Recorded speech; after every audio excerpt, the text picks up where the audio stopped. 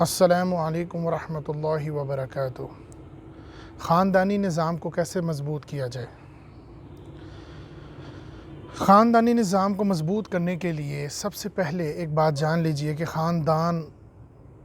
وجود میں آتا ہے میاں بیوی کے معاملے سے۔ میاں بیوی کے درمیان اگر محبت اور الفت ہوگی،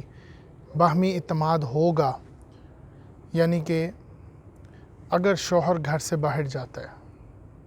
تو عورت کو اعتبار ہے بڑے کہ میرا خاوند کوئی غلط حرکت نہیں کرے گا باہر، اور اسی طرح شوہر اس بات پر اعتماد کرتا ہے کہ میں کام سے باہر ہوں یا کہیں دور گیا ہوں تو عورت پیچھے سے کوئی غلط حرکت نہیں سر انجام دے گی۔ جب یہ اعتماد موجود ہے اور اسی طرح جب ان دونوں کے درمیان پھر محبت ہے تو پھر یہ رشتہ مضبوط ہو جائے گا، قائم ہو جائے گا، اور یہ رشتہ جتنا مضبوط ہوگا اتنا ہی وہ خاندان مضبوط ہوگا، کیونکہ اس کے بعد جو نسل آئے گی اس میں بہن بھائی یا جو بھی آگے معاملات ہوں گے ان کا رشتہ بھی ایسے ہی مضبوط ہوگا۔ اسی طرح ایک بات یاد رکھیے گا جو یہاں پر میں بتانا چاہوں گا، جب یہ معاملات اسی طرح درست ہو جائے گا، یعنی کہ میاں بیوی کا، اور پھر اس کے بعد جو اولاد آئے گی وہ انہی کو دیکھے گی اور اسی کو سمجھے گی، اور پھر اس کے درمیان بھی ایسی محبت پیدا ہوگی، اور پھر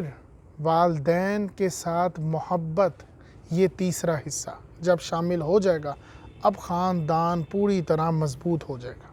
میاں بیوی کی محبت پہلے، پھر اس سے پیدا ہونے والی نسل، ان کا آپس میں اچھا تعلق آٹومیٹکلی، اور پھر اولاد کو اچھی تربیت دینا تاکہ اولاد اس چیز کو سمجھے کہ والدین کی کیا اہمیت ہے، ان کی عزت، ان کے ساتھ اچھا سلوک، یہ تینوں چیزوں کا مجموعہ خاندان کی مضبوطی ہوگی۔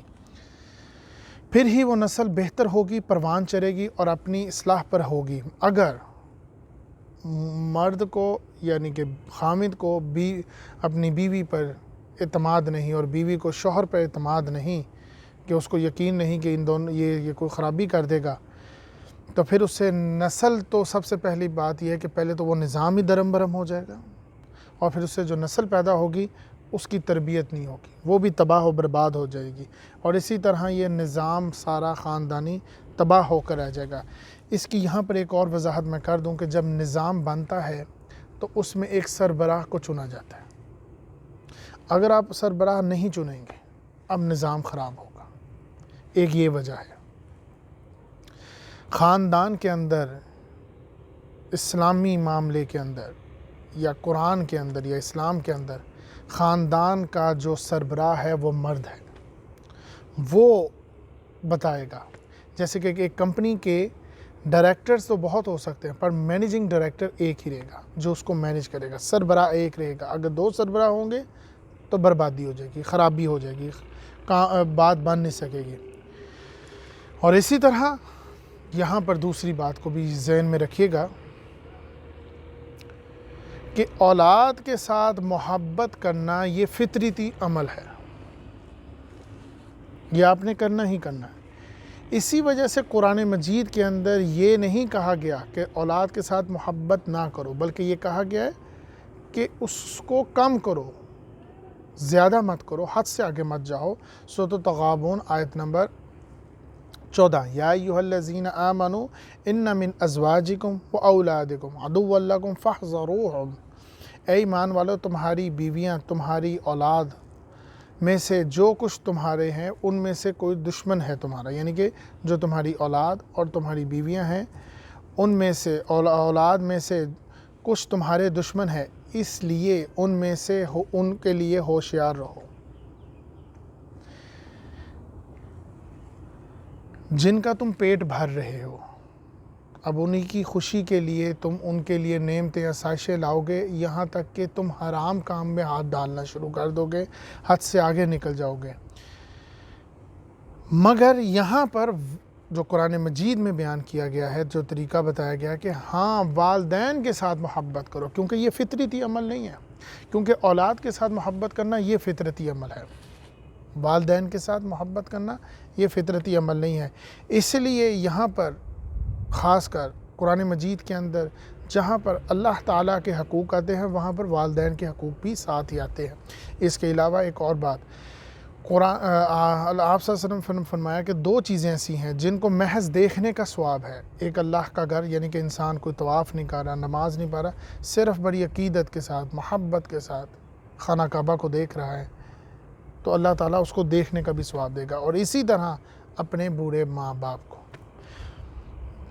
کیونکہ یہ تیسری جو چیز ہے، میاں بیوی، اولاد اور والدین کے ساتھ محبت، یہ اس کے اوپر بہت زور دیا گیا،